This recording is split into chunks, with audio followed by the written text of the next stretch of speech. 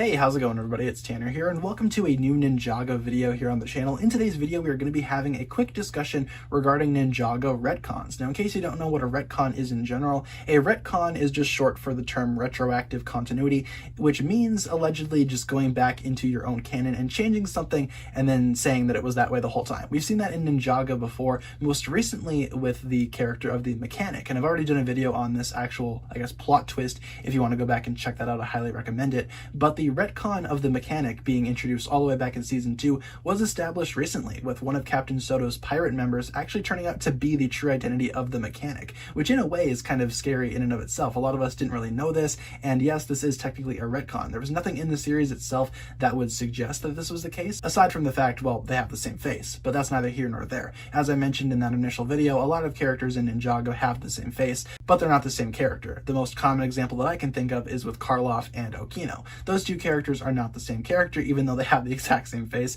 But no, the mechanic was retconned to be this pirate guy all the way back in season 2, which kind of makes sense to me. But again, that really doesn't answer the question, are retcons a good thing, especially in Ninjago? We've seen other examples of retcons being used throughout the series as well. The most common one that I can think of as of late is the fact that the ninja no longer use air jutsu and their elemental dragons anymore, and a lot of people are wondering what that is. Obviously, various context has been retconned into the series by creators like Tommy Andresen and other people that work on Ninjago to kind of explain those things, and it kind of provides an explanation for us, the fans, but not really an explanation within the show itself. One of the earliest, retcons in Ninjago's history was, Zane's reveal being a Ninjroid. We didn't really expect that, and that wasn't something that was initially planned for the character of Zane, but that was introduced in season 7. It was kind of introduced as a plot twist, but then we got the flashback, meaning that the entirety of Ninjago prior to this episode, Zane was a robot and we didn't know. That would be a good example of a retcon. Obviously, something like this doesn't really hurt the story in my opinion. I feel like retcons do a lot for story, especially with world building and establishing certain traits about different characters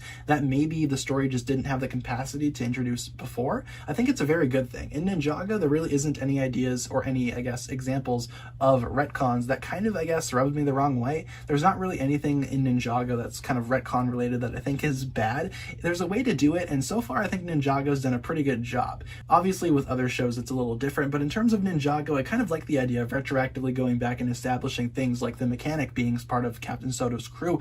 I think it works a lot for the character and also for the world itself. It kind of shows that this world is very secluded, while also, expanding the world a little bit more too. I guess it kind of plays with scale a little bit, and I really enjoy that aspect of retcons, especially in Ninjago, and people like Tommy Andresen do a fantastic job at going back and providing some type of context for various events, characters, and other things throughout Ninjago's history. So to answer the question, are retcons good or bad? I think they're pretty good for the most part. I don't really see any examples of Ninjago, retcons that are necessarily bad, but let me know down below in the comments if you can find any examples of a retcon that really doesn't provide the same impact as maybe some other ones. Leave all your thoughts down below, and let me know what you think about the idea of retconning overall. So with all that being said, that'll pretty much wrap it up for my thoughts on retcons. Again, leave all your thoughts down below. I look forward to reading what you guys come up with. With all that being said, be sure to like, comment, subscribe, do all that fun stuff, and check out the links down below in the description for my other forms of social media. As always, big shout out goes out to my Patreon supporters, including once again the marvelous Jan. Thank you guys so much for watching this video. Once again, my name is TannerFishies, and with that I bid you farewell.